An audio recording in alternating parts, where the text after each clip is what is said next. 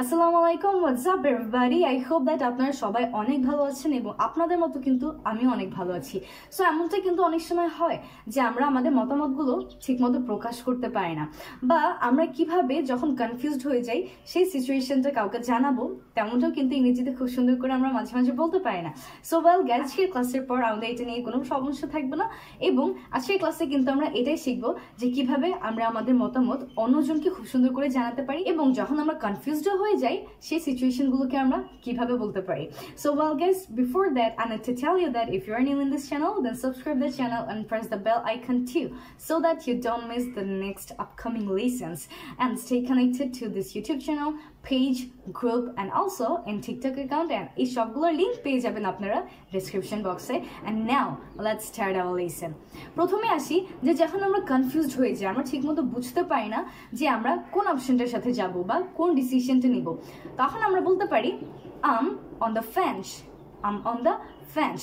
So I'm on the fence এটার বাংলা যদি আমরা বলি তাহলে কাইন্ডলি লিটারালি এটাই বোঝায় যে আমি হচ্ছে লাইক বেড়ার উপরে আছি। আমরা তো জানি যে গ্রামে গেলে আপনারা দেখতে পারবেন যে কোনো একটা জমি, দুইটা জমির মাঝখানে কিন্তু একটা ফেন্স থাকে। সো ব্যাপারটা সেরকম যে আমি ফেন্সে আছি, এদিকেও যাচ্ছি না ওইদিকেও যাচ্ছি না। So in the fence means in the middle in confusion, তার মানে আমি কোন ডিসিশনটা নিব আমি ঠিকমতো বুঝতে পারছি না, আমি এখনো ডিসিশন নেইনি। সেসব সিচুয়েশন আমি বলতে পারি এটা যে on the fence. Then in number 2 আমরা বলতে পারি যে I can't make up my mind. I can't make up my mind. তার মানে হচ্ছে আমি আমার মনকে এখনো মানাতে পারছি যে আমি কোন অপশনটা নিব বা আমি কোন ডিসিশনটা মেক করব। সো সেসব ক্ষেত্রে কিন্তু আমরা এটাকে ব্যবহার করতে পারি I can't make up my mind. Plus আমরা বলতে পারি I am debating between option A and option B. তার মানে হচ্ছে আমি অপশন এ এবং অপশন বি এই দুটার মধ্যে এখনো কনফিউশনে আছি, বিতর্ক করছি, আমি বুঝতে পারছি না যে আমি কোনটা নিব।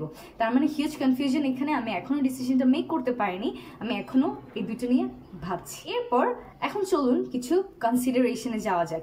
যেমন আমরা একটু ভাবতে চাচ্ছি, আরও একটু কনসিডার করতে চাচ্ছি এবং তারপর আমরা আমাদের ডিসিশনটা জানাবো, এখনই কিছু বলতে যাচ্ছি না। তো সেসব ক্ষেত্রে আমরা বলতে পারি I'll take it into consideration and I'll think about it.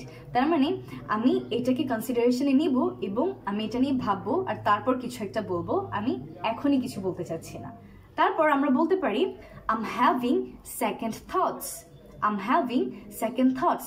তার মানে হচ্ছে আমি আসলে যেটা ভেবেছিলাম এটার পরিবর্তেও আমার মাথায় এখন আরো কিছু একটা প্ল্যান এসেছে বা অন্য কোনো একটা কথা এসেছে, সো আমার মাথায় এখন আরো একটা চিন্তা আসলো। That means I'm having second thoughts. And এটাকে আমরা বলি যখন আমরা একটা ডিসিশন মোটামুটি ভেবে রাখি বাট তারপর আমাদের অন্য কিছু একটা মনে হয়, তখন আমরা এটাকে ইউজ করতে পারি I'm having second thoughts. দেন আমরা বলতে পারি let me think about it, I'll tell you later. তার মানে আমাকে এটা নিয়ে ভাবতে দাও, আমি পরে তোমাকে জানাবো। সো এখানে একটা জিনিস খেয়াল করি, let me, LEMME, let me, এটা কিন্তু একটা ইনফর্মাল কন্ট্রাকশন অ্যান্ড এটার ফুল ফর্মটা হচ্ছে let me. সো এটা আমাদের মেইন সেন্টেন্সটা হচ্ছে let me think about it, I'll tell you later or I'll let you know. So let me এটার পরিবর্তে আমরা বললাম let me. and informal contractions গুলো কিন্তু আমাদের জন্য অনেক অনেক ইম্পর্টেন্ট। সো অনেকগুলো ইনফর্মাল কন্ট্রাকশনের একটা ভিডিও কিন্তু চ্যানেলে আছে, আপনারা গিয়ে কিন্তু সেটা অবশ্যই দেখে ফেলতে পারেন এবং এটাকে প্র্যাকটিস করতে পারেন। এবার চলুন আরো অন্য কিছু শিখে নেওয়া যায়। যেমন আমরা যদি বলতে চাই যে ডিসিশনটা পুরো তোমার উপর, তখন আমরা বলবো it's up to you, it's up to you. So এরকম তো আমরা অনেক সময় বলি যে এটা টোটালি তোমার ইচ্ছা, তোমার ডিসিশন, সো তুমি যেটা ইচ্ছা তুমি সেটা নিতে পারো। সেসব ক্ষেত্রে আমরা কিন্তু এটা বলতে পারি it's up to you, it's up to you.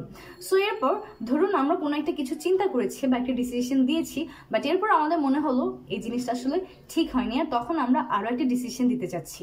So তখন আমরা বলতে পারি I have changed my mind. I have changed my mind. তার মানে হচ্ছে আমি আমার মতটাকে বদলে ফেলেছি, এখন আমার আরেকটা জিনিস সঠিক মনে হচ্ছে, তো আমি এটার সাথে যাব। এরপর ধরুন যে কেউ আমাদেরকে কোনো একটা বলার জন্য বা কোনো একটা কাজ করার জন্য ম্যানিপুলেট করেছে বা আমাদেরকে মানিয়েছে, তখন আমরা বলতে পারি she convinced me to take the decision. She convinced me to take the decision. Plus এখানে আমরা হিও বলতে পারি, যার পারপাস অনুযায়ী আমরা তাকে এটা বসাতে পারি। So he or she convinced me to take the decision. That's it. So আমরা কিন্তু নেক্সট টাইম থেকে যখন আমাদের মতামত কাউকে জানাতে যাব এইসব ওয়েসে কিন্তু বলতে পারি। সো লাস্ট টাইম আমি সবগুলোকে আরেকবার বলে দিচ্ছি। আমরা বলতে পারি I'm on the fence, I'm on the fence, or I'm debating between A and B. I'm debating between A and B. I can't make up my mind. I can't make up my mind. I'll take that into consideration. I'll take that into consideration. Let me think about it. I'll let you know. Let me think about it. I'll let you know. I'm having second thoughts. I'm having second thoughts. It's up to you. It's up to you. I have changed my mind. I have changed my mind. He or she convinced me to take the decision. That's it. I'll see you again in another new lesson. Till then, take care and I love us, and always stay connected to 1 Minute English with me, because you know learning English is now easy peasy with 1 Minute English with me.